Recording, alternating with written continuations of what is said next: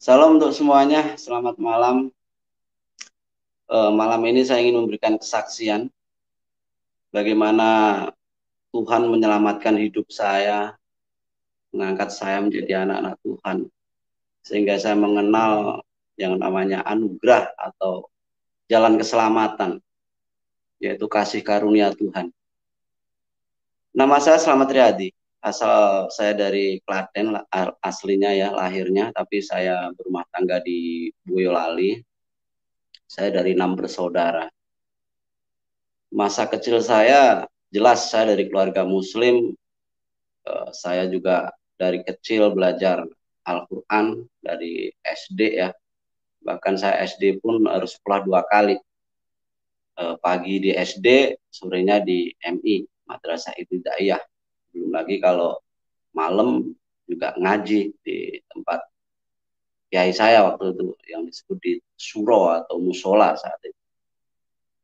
Saya pernah berkeluarga 2 kali dan punya 3 anak, dari istri pertama 1, istri kedua 2, dan 1 lagi anak angkat. Jadi 4 semuanya. Tapi walaupun anak angkat tetap saya anggap anak sendiri. Kisah perjalanan hidup saya waktu itu ya agak unik. Latar belakang saya karena saya dididik dari awal memang Islam seperti yang lain. Namun sejak SMA saya mengalami perubahan. Walaupun masih Islam, tapi agak beda syariatnya. Yaitu saya belajar tentang eh, makrifat atau tasawuf. Di situ juga belajar kanuragan ya, itu ilmu laduni. Itu saat itu di daerah Demak sana itu waktu saya SMA. Dari situ saya banyak belajar bagaimana sesungguhnya menjalani hidup waktu itu sebagai seorang muslim. Memang agak berbeda karena ajaran yang saya terima itu kalau orang sekarang boleh dibilang seperti ajaran apa ya? Islam kejawen begitu. Karena dalam makrifat tasawuf ini boleh dibilang kurang apa ya, artinya tidak mempercayai yang disebut dengan syariat atau hadis secara umum begitu. Karena dalam ajaran di sini Islam sesungguhnya waktu masuk ke tanah Jawa, ini cerita kiai saya. Jadi memang dalam Islam tuh ada 3 pedoman, jadi Al-Quran, hadis maupun syirat ya, atau buku-buku karangan para ulama. Jadi di situ lebih fokusnya ajarannya tentang manunggaling kawulo Gusti. Jadi dan sebelum itu harus memahami dulu tentang sangkan paran. Sangkan paran itu sangkan paraning dumadi, artinya bagaimana manusia itu diciptakan oleh Allah, oleh Tuhan. Dan bagaimana manusia itu bisa bersatu dengan Allah. Artinya bersatu di sini bukan seperti Allah terus jadi satu dengan manusia dalam pikiran yang secara manusia kayaknya nggak mungkin seperti itu. Tapi itu semua setelah saya menerima Tuhan dan Roh Kudus buka hati saya, ternyata jawaban itu semua ada di Alkitab. Karena di Al-Quran sendiri sebenarnya sudah diberi isyarat di mana di dalam Taurat dan Injil itu ada petunjuk dan terang di situ. Nah ini kalau saya bicara tentang makrifat tasawuf memang agak panjang. Ya artinya karena itu ajaran dari awal mulanya dari Syekh Siti Jenar. Mungkin banyak orang yang sudah dengar nama itu. Jadi Syekh Siti Jenar ini bagian dari wali.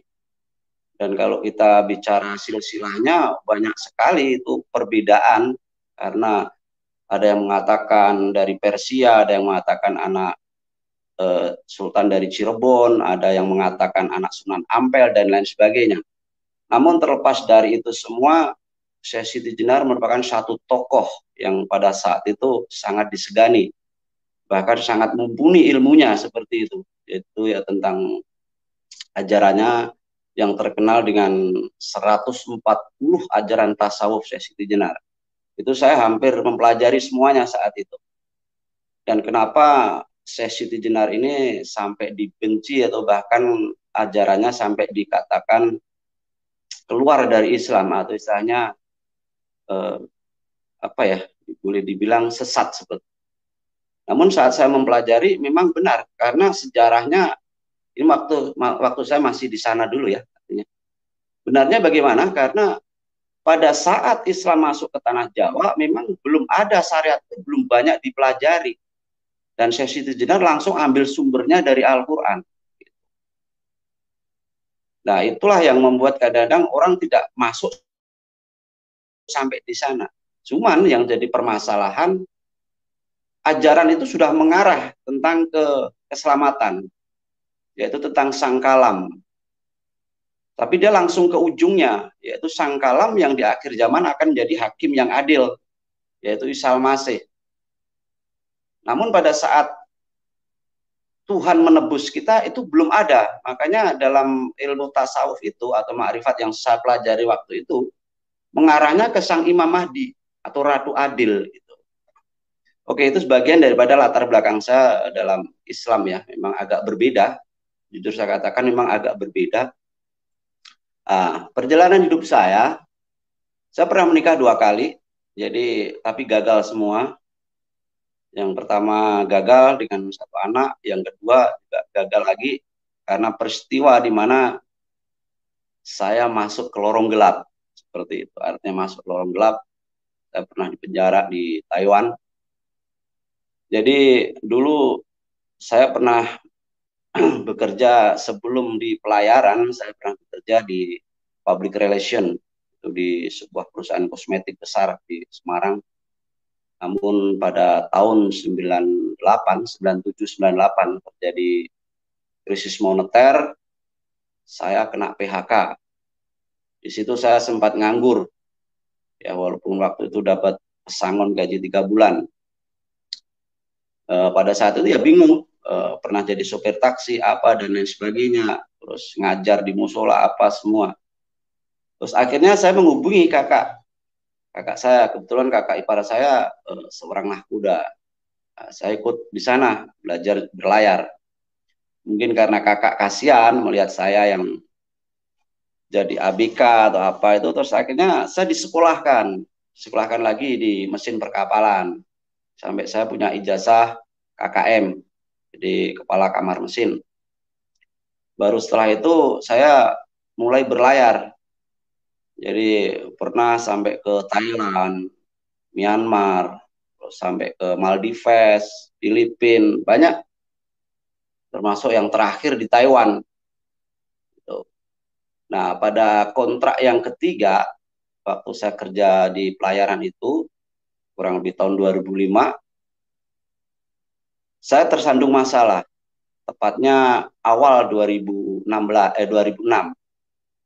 yaitu peristiwa di mana teman saya telepon saya, kalau dia ada masalah. Teman saya ini kerja di pabrik, bukan di kapal seperti saya.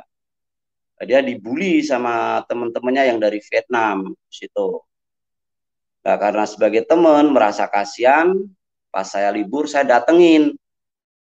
Tujuannya untuk melerai atau untuk memberikan apa istilahnya pengertian terhadap tenaga kerja asing dari Vietnam itu. Gitu. Namun terjadi kesalahpahaman. Akhirnya dari situ terjadi pertengkaran. Jadi saya 2 orang, dikerubut 7 orang waktu itu. Ya mungkin karena saat itu saya menguasai banyak ilmu ya, dalam tanda kutip ya. Jadi pukulan saya tuh sempat membuat salah seorang dari mereka meninggal. Dan itu pun saya belum sadar. Karena habis pertengkaran itu belum selesai, ini orang ada yang jatuh satu, saya kira jatuhnya cuma jatuh biasa, tapi ternyata mati. Nah, si pihak orang telepon polisi, kalang kabut.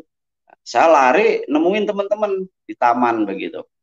Kalau kita lagi bertengkar sama orang Vietnam, ya kalau waktu itu kan orang Indo ya, orang Indonesia, Vietnam maupun Filipina, kalau ada pertempuran begitu ya, pertempuran dalam tanda kutip artinya perselisihan antar tenaga kerja, itu biasanya memang main kroyok. Dan itu saya nggak sekali 2 kali waktu itu. Bahkan pernah waktu itu yang kasus di Tangkang Kosong itu saya juga terlibat. Bahkan itu ada yang mati, Pak. Tuh. Jadi memang dulu agak ganas gitu ya. Oke. Nah, setelah itu saya jadi pelarian 6 bulan. Sebenarnya bos saya waktu itu sudah memperingatkan saya untuk segera pulang ke Indonesia biar nggak tertangkap. Tapi saya malah muter-muter jadi ilegal. Kerja di sana sini ya, pernah di pabrik teh, di pabrik apa, banyak banget waktu itu. Setelah 6 bulan saya tertangkap. Disinilah saya mulai jadi pesakitan. Nah, singkat cerita, saya kena hukuman waktu itu tuntutan seumur hidup karena istilahnya kena pasal kongcong saren atau pembunuhan berencana. Kenapa dengan tuduhan pembunuhan berencana? Karena saat kejadian pembunuhan itu dengan tempat kerja saya jauh, bahkan luar kota, gitu. Jadi seolah-olah saya ini sudah ada rencana seperti itu. Namun akhirnya saya naik banding. Lama juga itu, 1 tahun lebih naik banding. Baru ada keputusan 15 tahun, terus 14 tahun dipotong 1 tahun jadi 14 tahun. Jadi dari seumur hidup naik banding 15 tahun, terus dipotong 1 tahun, jadi 14 tahun. Disitulah hidup saya mulai kacau. Artinya kacau bukan hanya secara ekonomi, tapi secara batin, secara rohani. Kacaunya bagaimana? Istri saya yang di Boyolali meninggalkan saya. Padahal saya kurang apa seperti itu dulunya, ibaratnya gitu. Tapi istri meninggalkan saya. Itu pun saya masih memaklumi. Karena ya mungkin karena dia taunya saya dihukum lama atau apa. Tapi lama-lama tetap hati ini teriris. Saya berdoa sama Tuhan saya waktu itu. Apapun saya lakukan, puasa apa. Sampai 3 tahun pertama saya di dalam, dapat kabar. Jadi sebelum itu saya sudah dapat kabar dari istri saya, mantan istri saya lah sekarang ya. Surat mengatakan bahwa bisa berapa tahun kira-kira pulang, intinya kayak gitu. Nah, waktu itu habis naik banding saya bilang sekarang kena 15 tahun, tapi dapat potongan 1 tahun, 14 tahun. Itu surat yang terakhir waktu saya belum dipindah di penjara internasional ya di Taoyuan, Taipei sana. Karena saya mengalami perpindahan 3 tempat ya, dari Nantau naik banding ke Taichung, dari Taichung ke Taipei atau Taoyuan. Nah, surat yang terakhir itu saya pikir ya mungkin karena saya pindah dia lupa alamat, tapi saya kirim surat terus, tidak pernah terjawab. Terus jawaban terakhir saat itu dia mengatakan cerai dan dia mau kawin. Cerai mau kawin, oke, saya masih memaklumi karena mungkin saya lama. Yang membuat saya sakit hati saat dia mau nikah, tidak lain dan tidak bukan, calon suaminya adalah adik kandung saya sendiri. Itu yang membuat saya benar-benar gak habis pikir gitu. Saya hampir saja putus asa saat itu. Jadi, kenapa bisa seperti itu? Gitu. Terus Tuhan yang saya sembah saat itu, seperti nggak memperdulikan saya, bahkan memang nggak memperdulikan saya. Saya doa, puasa, apapun saya lakukan. Seperti ajaran yang pernah saya alami dulu. Jadi setelah 3 tahun dalam kehampaan, dalam kesendirian, dapat surat seperti itu. Saat itu saya sudah dipindah di Taoyuan ya, di penjara internasional di Taipei sana. Di situ saya udah nggak karu-karuan dan saya udah banyak masalah di situ. Kalau di sana itu kalau kita itu punya kasus, apalagi kasusnya sebagai saren atau pembunuh, itu ganas, artinya orang pun nggak berani dekat gitu. Dan saya makin ganas saat sampai saya itu berapa kali saya di sel yang sendiri gitu ya, yang tanpa teman dalam kegelapan itu pernah, bukan sekali 2 kali. Sampai ya intinya saya hanya doa, doa, doa, doa terus, tapi nggak ada jawaban. Artinya hati saya semakin hancur. Terus setelah menjalani apa itu finishing atau hukuman di dalam itu yang karena pelanggaran saya keluar dari situ, saat itu malah belum keluar, saya masih masih hukuman di ruang khusus itu ya. Saya dapat kunjungan, nama saya dipanggil, katanya ada yang mengunjungi. Itu hati saya udah kayak meledak gitu. Siapa gitu? Masa saudara saya atau siapa? Saya nggak tahu. Tapi hati saya udah ada satu kegembiraan tersendiri. Karena hampir 3 tahun lebih nggak ada yang kunjungin saya, nggak ada yang jenguk saya, saudara apa, surat pun nggak ada masuk ya. Yang masuk terakhir kalau istri mau kawin lagi itu. Terus saya dikawal sama petugas. Ketemu satu orang, saya tidak kenal orang itu. Dia menyapa. Ya ngobrol biasa aja. Cuma tanya kabar, apa semua gitu. Itu nggak lama pertemuan pertama. Terus dia memberi beberapa bacaan waktu itu, boleh dibilang kayak apa ya, uh, ya ada buku majalah kecil gitu loh, ada cerita ini ya kayak gitu untuk ngisi di dalam gitu. Sebelum beliau pulang, dia ngajak berdoa dan beliau mendoakan saya. Saya sempat kaget karena dalam doa yang terakhir itu dia menyebut dalam nama Tuhan Yesus kami berdoa. Itu pun saya aminkan. Ada kelegaan hati saya saat itu. Ada sukacita yang nggak bisa saya bayangkan. Saat beliau pulang, saya masuk lagi ke dalam. Di ruang khusus lagi, saya belum ditempatkan dengan yang lain. Karena saya habis melakukan itu, pelanggaran. Hati saya menjerit saya, Tuhan, ya Allah yang saya sembah. Kenapa engkau kirim orang yang tidak aku kenal, dan bahkan tidak seiman? Bergejolak hati saya. Seminggu kemudian saya keluar dari tempat pengasingan khusus itu tadi, dalam penjara itu. Baru kumpul dengan yang lain. Akhirnya beliau ini sering mengunjungi saya, minimal 2 minggu sekali lah, kadang seminggu sekali, 2 minggu sekali. Ya cuma sekedar ngobrol gitu. Saya dengerin. Yang jelas saya ada sukacita. Artinya saya ada teman Indonesia yang bisa diajak ngobrol gitu. Lama-lama saya tahu kalau beliau ini seorang pendeta, hamba Tuhan. Dan dia banyak juga memberikan masukan-masukan rohani. Tapi karena hati saya waktu itu sudah membatu, artinya sudah nggak pakai akal, budi, dan pikiran, jadi ya nggak masuk gitu. Makanya saya berharap buat saudara-saudaraku yang ikut melihat kesaksian saya ini, ayolah pakai akal budi kita, pikiran kita untuk dipakai ya, jangan hanya taklik atau apa katanya gitu. Selanjutnya beliau ini rutin mengunjungi saya. Setelah hampir mungkin 3-4 bulan saya lupa. Jadi beliau itu mengunjungi saya masih ingat tanggalnya, saya catat di buku diari saya. Itu 4 April ya, April 2009. Itu ada semua dalam catatan sejarah hidup saya itu. Nah, setelah 3 atau 4 bulan, beliau ini memberikan saya sebuah kitab untuk dibaca. Tapi dasar ini saya ini orangnya agak keras kepala dan hati udah membatu saat itu. Alkitab bukan saya baca. Saya taruh di bawah bantal saya, di sarung bantal. Saya pakai untuk tidur. Tuh.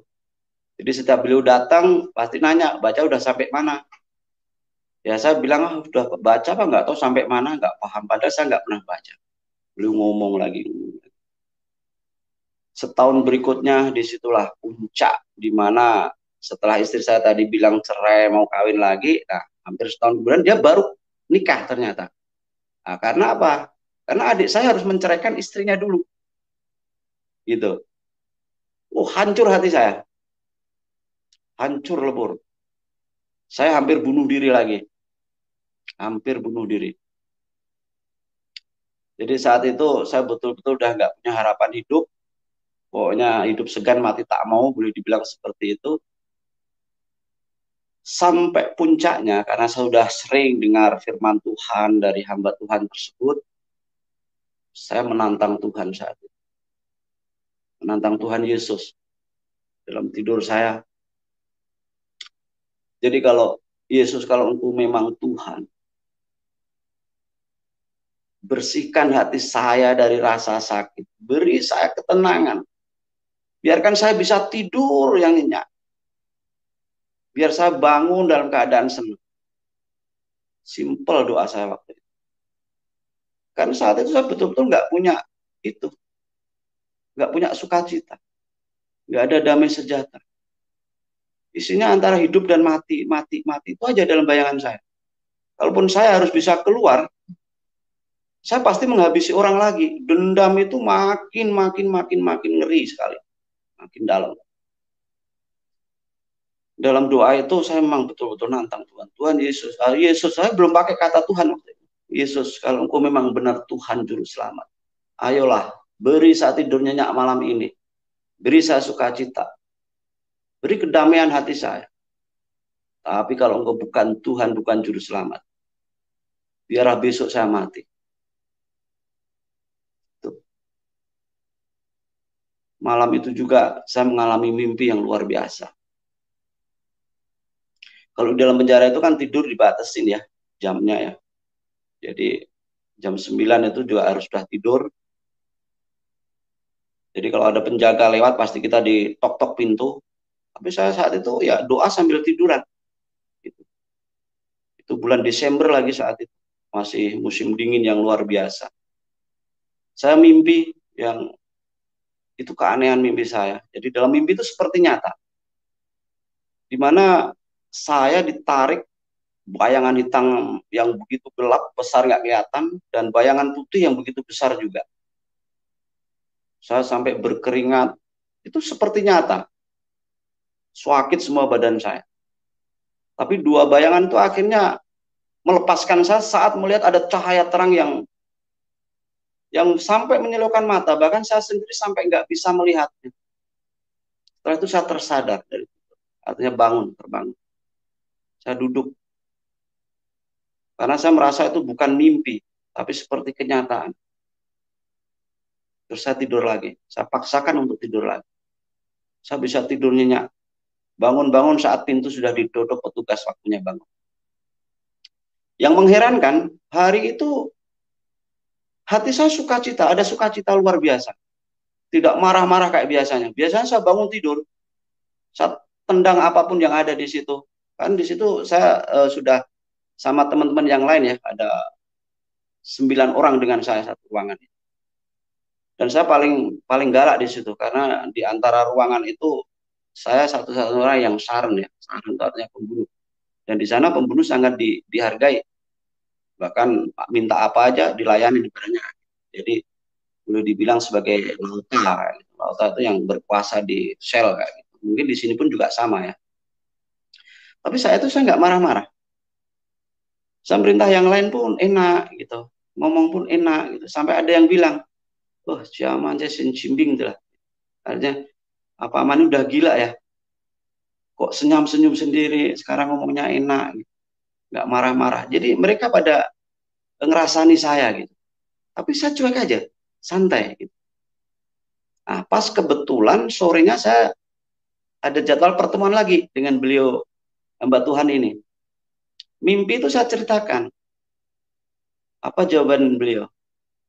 Cobalah baca Alkitab yang saya berikan. Nanti kamu tahu jawabannya. Jadi beliau ini tahu.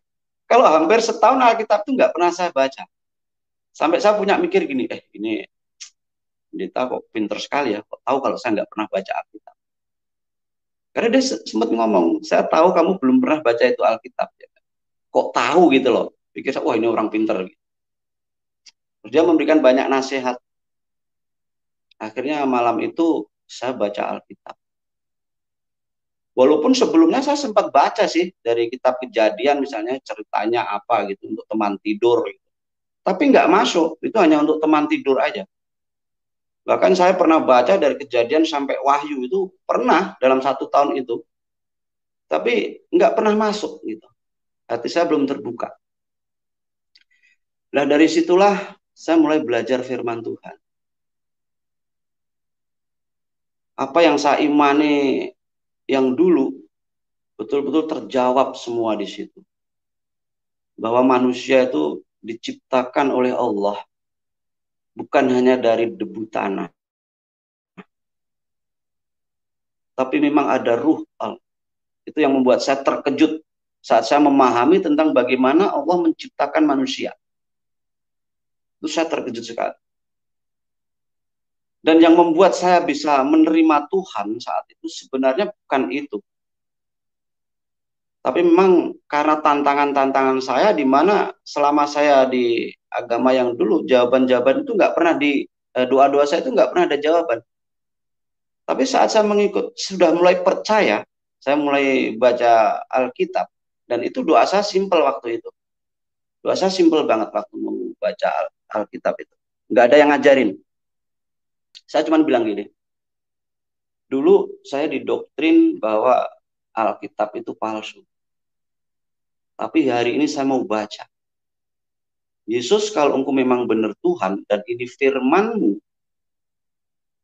bukalah hatiku, bukalah pikiran agar aku mengenal Injil. Saya bilang seperti itu.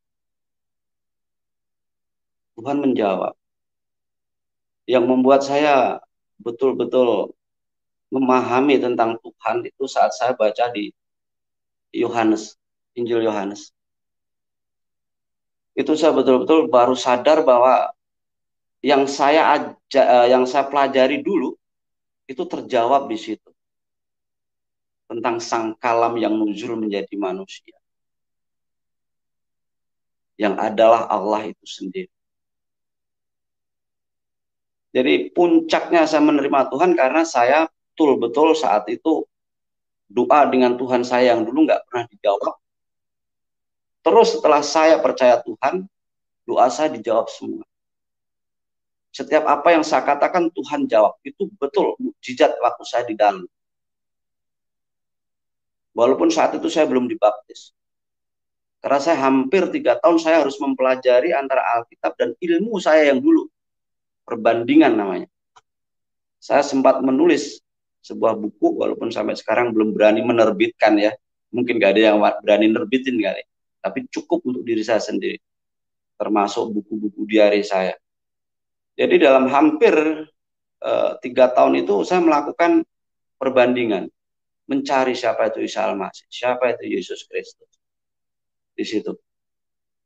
Akhirnya saya ingin bukti waktu itu. Artinya minta Tuhan itu menjawab doa saya. Satu aja supaya saya bisa menerima Tuhan dengan sungguh hati. Itu juga simple permintaan saya. Tuhan, selama ini aku dalam penjara. Aku nggak mengerti dunia luar. Katanya engkau Tuhan yang ajaib. Yang tidak ada mustahil bagi engkau. Aku pingin Tuhan mengerti dunia luar walaupun tubuhku dalam penjara. Tuhan menjawab saya. Saya dipekerjakan di percetakan. Jadi di penjara itu, di penjara internasional itu ada 18 pabrik. Akhirnya saya bisa dipekerjakan di pabrik. Dan saya ditempatkan di percetakan. Di situ saya mulai banyak kenal. Terus banyak kunjungan teman-teman. Akhirnya ada satu saudara seiman ya, yang waktu itu belum seiman dengan saya. Itu menawari saya satu pekerjaan di luar, bayangkan. Ini keajaiban Tuhan, mukjizat Tuhan. Saya ditawarin, mau nggak kamu menulis di majalah saya? Beliau ini seorang editor, majalah terkenal di Taiwan bahasa Indonesia. Jadi majalah Indo Taiwan. Indo Suara itu masih bisa dicek nama saya ada. Jadi nama saya dalam di situ nama pena saya Aman Solo. 4 tahun saya ngisi di rubrik muda. Dan saya juga pernah juara menulis puisi antar migran, tenaga migran. Jadi Indonesia, Thailand, Vietnam maupun Filipina. Saya pernah juara 1. Itu nggak sekali. Belum lagi yang juara harapan. Itu semua nyata. Disitulah saya mikir, jawaban Tuhan betul-betul ada. Dipenuhi. Akhirnya, di situ saya mulai menerima Tuhan Yesus. Karena Tuhan betul-betul ajaib. Tidak ada yang mustahil bagi Tuhan. Tanggal 7 Desember 2012 saya dibaptis. Jadi dari 2009 sampai 2012, bayangkan, tidak mudah. Makanya saya memaklumi kalau saudara-saudara saya yang masih di seberang sulit untuk menerima Tuhan, memang itu wajar. Karena Roh Kudus belum jamah hatinya. Karena dia belum mengalami kasih karunia, dalam arti belum mau membuka hati dan pikirannya dan akal budinya. Itu saya memaklumi. Tapi saya tetap berdoa untuk keluarga saya, saudara saya. Saya sangat mengasihi. Tuhan sangat mengasihi. Itu yang membuat hati saya selalu berdoa. Akhirnya saya dapat ini, potongan ya. Jadi ini juga mujizat Tuhan. Harusnya saya menjalani 14 tahun, tapi saya hanya menjalani 6 tahun 9 bulan. Ini tidak mudah. Artinya sesuatu yang mustahil sebenarnya buat saya. Tapi karena anugerah Tuhan, saya banyak dapat remisi, dapat potongan-potongan hukuman. Karena nama saya waktu itu sebagai napi, baik. Artinya saya setelah mengenal Tuhan itu, saya nggak pernah melakukan pelanggaran. Saya nggak pernah melakukan pelanggaran. Saya nurut. Dan saya dipercaya untuk mimpin orang-orang Indonesia di sana. Banyak waktu itu, ada 60 lebih, kalau nggak salah 68. Banyak. Dan puji Tuhan setelah saya dibaptis waktu itu, saya bisa mentobatkan 4 orang di sana, orang Indonesia. Itu awal saya mengabarkan Injil. Namun yang membuat saya lebih mengerikan hidup saya lagi setelah menerima Tuhan ada. Justru setelah saya keluar, September 2016 saya keluar. Itu hidup saya seperti dibanting lagi ibaratnya. Bahkan lebih sengsara di dalam penjara. Boleh dibilang secara batin. Gimana tidak?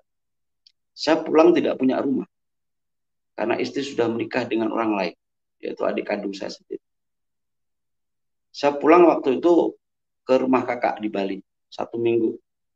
Saya ingin menenangkan hati sebelum menemui anak-anak. Saat menemui anak-anak, apa yang terjadi? Pahit kalau diceritakan. Tapi saya mengampuni mereka. 1 tahun saya mengalami goncangan hidup yang luar biasa. Cari kerja susah. Saya tidak punya komunitas. Ngeri saat.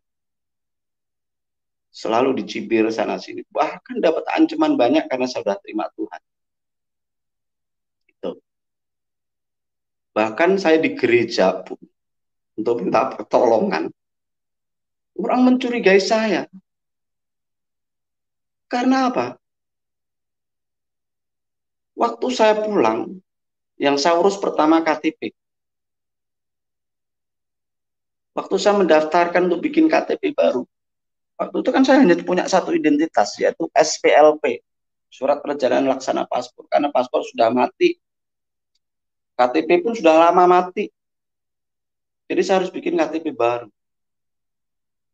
Saat saya bikin KTP baru, saya sudah mengajukan agama saya sudah Kristen karena saya sudah dibaptis. Apa yang keluar tetap Islam. Saya balik lagi ke kecamatan untuk ganti status agama. Tapi saya malah dicaci maki. Akhirnya saya terima, ya sudah. Saya berusaha mulai cari kerja. Karena udah punya KTP, saya yakin bisa cari kerja. Tapi apa? Susah. Nggak tahu harus kemana. Semua serba berubah saat itu. Sekian tahun saya di dalam, pulang semua serba berubah. Jalan pun saya sudah bingung. Banyak yang berubah. Apalagi rumah, kantor, apa, banyak berubah. Saya hampir seperti gelandangan. Karena saya kalau tidur di masjid nggak mungkin. Sudah saya meninggalkan itu kan, tetap saya cari gereja. Ya memang ada yang terima. Sehari 2 hari. Tapi tetap saat itu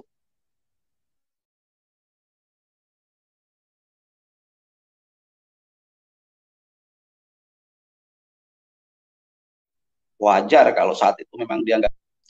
Karena posisi saya yang saat itu memang benar-benar agama masih Islam. Gimana mau ngaku itu ya KTP masih Islam. Gimana mau ngaku Kristen? Mereka tetap curiga. Gitu.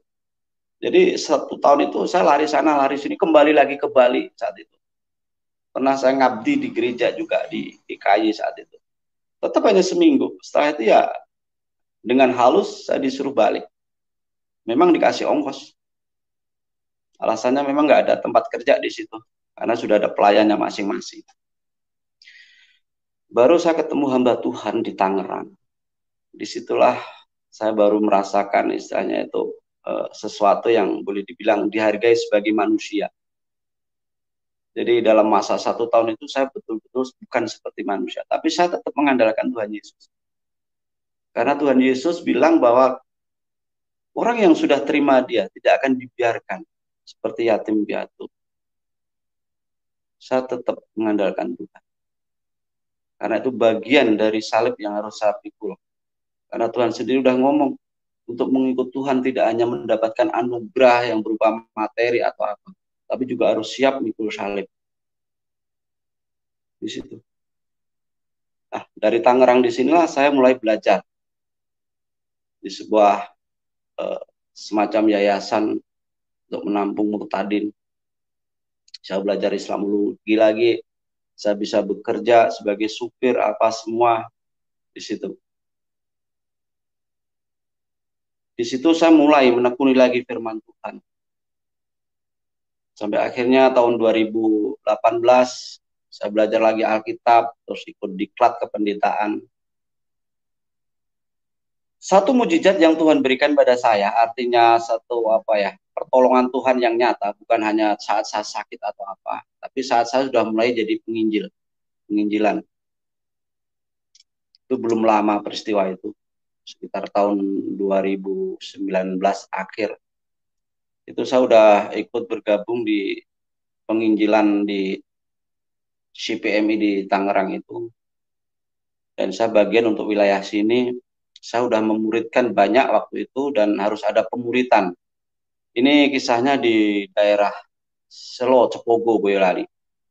Di situ saya sudah memuridkan 6 keluarga. Itu yang sudah disibgoh, artinya sudah dibaptis. Dan masih banyak saudara di situ. Nah itu setiap 2 minggu sekali saya mengadakan pertemuan atau pengajian, kalau orang tanah bilang. Tapi sebenarnya adalah pemuritan. Karena saya bergerak di bidang penginjilan di bidang kontekstual, jadi saya harus memberikan pengertian pada mereka bagaimana beragama itu artinya apa tujuan agama itu. Itu intinya seperti itu.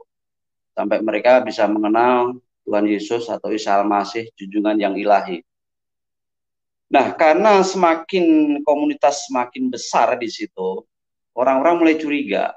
Kampung situ mulai curiga. Kami sempat digeropyok di situ. Cuman saat tausiah itu atau saat penginjilan itu, pemuritan itu, memang di situ ada Al-Quran dan Injil. Di situ. Nah, karena saat di Gropio itu ya sedikit banyak dapat informasi, kok rame-rame ada apa. Kan ada yang dengar rame-rame gitu. Akhirnya Injil semua disimpan, masukin tas atau yang ada Al-Quran di atas itu. Jadi saat di Gropiok masuk itu, ya saya sebagai manusia yang masih bersalur daging pasti takut. Tapi saya doa, Tuhan, ini semua adalah amanatmu untuk mengabarkan kabar baik. Engkau pasti nggak akan mempermalukan hamba. Seperti itu doa saya waktu itu. pasrah aja sama Tuhan Yesus. Wah, untuk tapi saat mereka melihat Al-Quran apa, terus saya dipegang saat itu. Ini orangnya kayak gitu. Terus KTP saya dibuka dompet saya. Saat dia baca, loh, agamanya Islam. Ternyata ada hikmah di belakangnya. Jadi saat saya waktu dulu ngurus KTP masih beragama Islam, ternyata di situ ada satu rencana Tuhan. Itu salah satu mujizat. Satu saya udah hampir boleh dibilang sebagai manusia pastilah. Ini pasti saya digebukin gitu aja. Namun justru dari peristiwa itulah banyak mereka yang akhirnya mengerti. Karena saya penginjilan dengan cara kontekstual, otomatis yang saya ceritakan tentang hal-hal yang mereka ketahui dulu sebagai jembatan. Jadi itu yang banyak saya rasakan waktu itu di situ. Terus yang terakhir, katakanlah setelah saya mulai penginjilan, saya ketemu banyak saudara-saudara di misi. Terutama saya bisa menghubungi lagi mentor-mentor saya yang waktu saya masih di dalam dulu. Saat itu sempat putus hubungan. Karena saya orangnya jujur, saya katakan saya gaptek saat itu. Saya hampir 2 tahun pulang Indonesia itu belum punya HP yang namanya Android. Masih punya HP jadul. Bisanya cuma telepon sama SMS. Jadi maka sampai sekarang saya tuh mohon maaf agak bego gitu dalam hal teknologi ya. Baru 2 tahun terakhir ini saya dapat ya istilahnya berkat Tuhan bisa mengenal HP Android, itu masih banyak belajar dengan teman-teman saya untuk belajar gitu. Nah, setelah saya pelayanan di Tangerang, terus saya ketemu lagi teman-teman yang lain, dan saya bisa menghubungi mentor-mentor saya, ini baru ada harapan dalam arti jawaban saya didengar Tuhan. Terus pelayanan saya mulai aktif, artinya kemana saya harus melangkah. Jujur karena saya saat itu betul-betul nggak tahu, saya nggak punya komunitas, saya ibadah aja pindah tempat, pindah gereja, pindah tempat, pindah gereja, nggak punya. Jadi saya pernah GKJ, pernah GKK, pernah GBI, pernah GKY, dan sekarang saya di dia, Gereja Isa Al-Masih. Tapi bagi saya itu nggak masalah, yang penting saya bisa memuji Tuhan. Nah dari situ saya kenal dengan mentor-mentor saya, baru tanya gimana kabarnya sekarang. Ya saya ceritakan apa adanya. Akhirnya beliau memberi satu mandat ya kalau boleh dibilang, karena itu mentor saya.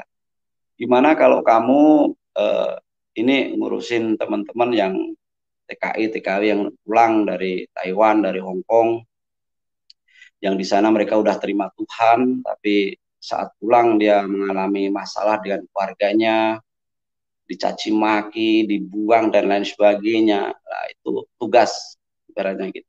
Tolong itu tugas kamu, seperti itu intinya. Di situ saya baru mengenal tentang bagaimana saya harus melangkah. Dan saya memang tidak ada satupun gereja atau dominasi yang membantu atau istilahnya yang menyokong saya dalam pelayanan. Dan puji Tuhan semua jerih payah saya sendiri, walaupun apa adanya. Waktu itu saya sempat sebelum ini corona ini, setahun yang lalu ya, itu saya mengalami kebangkrutan. Karena setelah saya pulang dari Tangerang, saya ketemu teman-teman untuk bisnis properti. Namun sayang akhirnya karena corona ini kredit macet dan disita bank. Tapi itu tidak apa-apa. Tetap Tuhan mencukupi hidup saya untuk semua yang saya layani. Dan saya yakin Tuhan tidak akan pernah meninggalkan saya.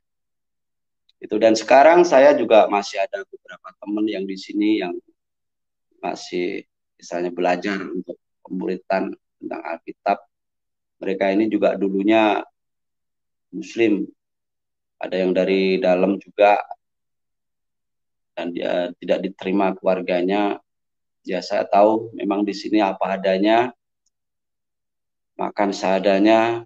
Jadi yang penting kita tetap belajar firman Tuhan, biarlah nanti apapun yang kita lakukan diberkati Tuhan. Masalah pekerjaan jangan dipikir dulu. Karena firman Tuhan mengatakan carilah dulu kerajaan Allah, maka berkatnya akan mengikuti kita. Dunia akan ditambahkan. Dunia akan, itu saya amini.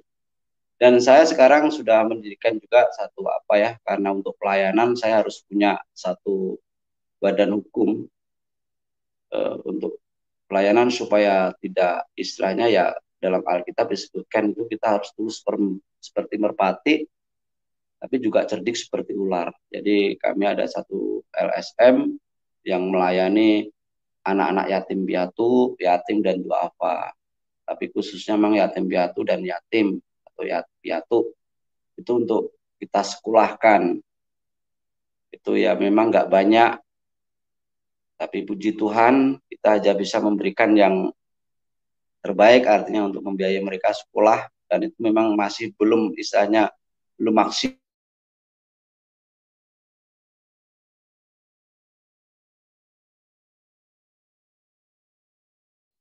kan itu yang bisa saya kurang lebih itu kesaksian saya, kiranya bisa menjadi berkat untuk saudara-saudara saya juga semua yang menonton ini. Ayolah kita pakai akal budi kita, pikiran kita. Jadi ibaratnya kalau kita ingin mengenal keselamatan atau ingin punya ilmu, ini guru saya yang dulu masih saya ingat nasihatnya. Kalau kamu mau belajar, ibaratnya gelas, buang dulu tuh isinya, biar biar masuk ilmu itu. Setelah itu kamu saring mana yang benar, mana yang salah. Jadi saya berharap saudara-saudara saya, ayo belajar. Buka, ini zamannya lebih maju, artinya bisa semua bisa dicari, bisa dibuka, bisa dibelajarin gitu. Jangan hanya katanya, jangan apa istilahnya itu fanatik atau kefanatikan yang tidak membawa kita ke keselamatan. Pesan saya hanya satu, agama tidak menyelamatkan. Yang menyelamatkan adalah Tuhan. Ini saya tidak menghina saudara-saudara saya yang masih di Muslim. Ya, ingat, sejarah mencatat kalau kita mau belajar, sebelum adanya hadis maupun syirat, Al-Quran itu sebenarnya sudah memberikan warning atau peringatan, itu ada ayat. Ya, cuman karena sudah mengalami evolusi atau perubahan, mohon maaf ini bukan saya nuduh, ini yang saya pelajari. Ya, jadi ayolah kita belajar supaya kita mengenal keselamatan. Jangan hanya fanatik tentang agama, ya, tapi carilah keselamatan itu. Dan keselamatan tidak ada lain kecuali dalam nama Tuhan Yesus. Dia sang kalam yang nuzul menjadi manusia. Itu karena besarnya kasih Allah kepada kita. Sehingga dia mengaruniakan anaknya yang tunggal. Sang kalam itu sendiri. Mungkin memang sulit untuk kita pelajari dalam arti kita terima bagaimana kita menyembah tiga pribadi di dalam keesaan. Tapi kalau hati dan pikiran kita dibuka, kita mau membuka dan membiarkan roh Tuhan itu masuk dalam diri kita, itu akan tersingkap. Saya pernah ditanya, bagaimana kamu bisa menyembah tiga Tuhan? Jawaban saya simpel. Apakah kamu udah tahu kejadian manusia seperti apa? Manusia dijadikan itu seturut dengan gambar dan rupa Allah. Kita punya tubuh, punya roh, dan punya suara atau kalam. Cuman karena kita ciptaan kalam kita tidak bisa kun fayakun. Tidak maha hidup. Jadi Allah itu juga roh. Allah itu juga kalam. Jadi ayolah saudaraku, belajar. Pakai akal budi dan pikiran kita. Sang Imam Mahdi, Sang Ratu Adil, Sang Hakim yang agung, yang adil di akhir zaman. Itu Isa Al-Masih atau Yesus Kristus. Itu orang Islam sudah tahu semua. Tapi kenapa tidak mau datang? Saya kasih perumpamaan. Kalau saudara bersalah, ini karena saya pernah dalam penjara. Saya bersalah. Saya memang punya pembela atau pengacara. Tapi di pengadilan situ sebenarnya juga sudah ada pengacara yang disiapkan oleh pemerintah. Katakanlah kalau dalam bahasa rohaninya itu ada malaikat kalau dalam Islam ya. Munkar dan nakir. Dan sang pembela ini yang akan memberikan syafaat Nabi Muhammad. Tapi sang hakim siapa? Yesus. Jadi kalau di dunia misalnya kita kenal sang hakim, maka akan lebih mudah. Hakim itu tahu kita karena kita tahu sang hakim. Berarti dia tahu apa yang kita lakukan. Benar atau tidak.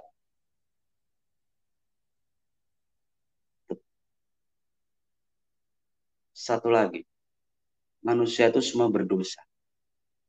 Amal perbuatan kita itu seperti kain kotor. Orang yang berdosa, baik di Al-Quran maupun di Alkitab, bahwa semua larinya ke maut. Itulah upah dosa, maut. Tapi kasih karunia hanya ada di dalam. Makanya Tuhan sampai menebus kita di atas kayu salib itu menggantikan dosa-dosa kita. Kita tinggal mau terima. Jadi mulut mengaku, hati percaya bahwa Yesus adalah Sang Juru Selamat. Kita sudah diterima sebagai anak-anak Tuhan. Namun apakah berarti kalau kita sudah menjadi pengikut Tuhan, jadi anak Tuhan, berarti kita langsung seenaknya? Tidak. Orang yang sudah menjadi manusia baru, berarti manusia lama udah mati. Apakah kita masih mau hidup dalam dosa? Tidak. Karena roh Tuhan ada dalam diri kita. Manunggaling kawula Gusti. Roh Kudus yang pimpin hidup kita. Saya akan membaca satu, ini ringkasan dari buku saya, yaitu Hidup yang Hidup. Saya ambil di Roma pasal 8 ayat 8 sampai 10. Mereka yang hidup dalam daging tidak mungkin berkenan pada Allah. Tetapi kamu tidak hidup dalam daging, melainkan dalam roh. Jika memang roh Allah diam di dalam kamu, tetapi jika orang tidak memiliki roh Kristus, ia bukan milik Kristus. Tapi jika Kristus ada di dalam kamu, maka tubuh memang mati. Yaitu mati karena dosa. Tetapi roh adalah kehidupan oleh karena kebenaran. Jadi saudaraku, ayo bersama-sama kita buka hati dan pikiran kita. Kita pakai akal budi kita. Jangan hanya katanya, jangan hanya ini dan itu yang tidak jelas, yang hanya insya Allah, yang hanya semoga. Di dalam Yesus ada kepastian. Tidak ada seorang pun yang datang kepada Bapa kalau tidak melalui Yesus. Karena Yesus adalah jalan, kebenaran, dan hidup. Kita mengerti jalan, kita mengerti kebenaran, dan kita akan hidup kekal. Jadi kalau kita mau ngerti hidup, ya datanglah kepada yang maha hidup, yaitu Yesus. Itu saja kesaksian dari saya. Bila ada satu kata atau apapun yang saya katakan kurang berkenan di hati saudara-saudara saya mohon maaf. Apa yang saya lakukan karena saya mengasihi saudara-saudara. Saya sangat mengasihi. Saya ingin saudara-saudara kenal Tuhan. Saya ingin. Dan Tuhan mengasihi kalian. Sangat mengasihi kalian. Terima kasih.